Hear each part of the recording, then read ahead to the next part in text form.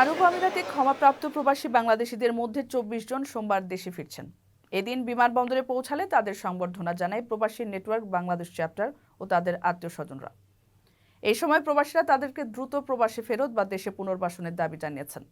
এর আগে গত ২৯ নভেম্বর মিছিল ও বিক্ষোভ করে গ্রেপ্তার হওয়া আরও ৭৫ প্রবাসীকে ক্ষমা ঘোষণা করে আমিরাত সরকার।